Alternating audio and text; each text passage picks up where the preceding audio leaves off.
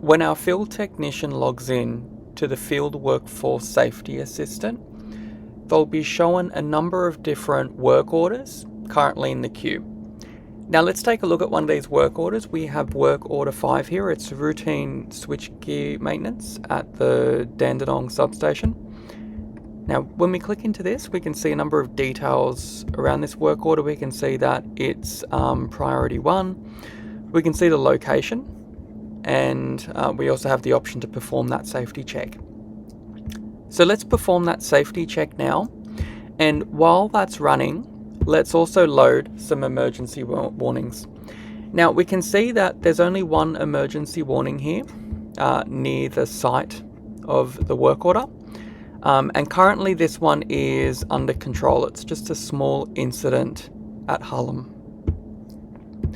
So now let's go down to the safety report. We can see that's still processing.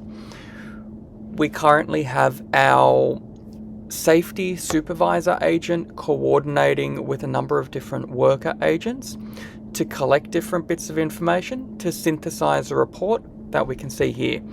Now this is a safety report for work order 5. We can see we have a number of different location alerts. We can have the weather forecast, the emergency alerts, and some tailored safety recommendations for this particular work order.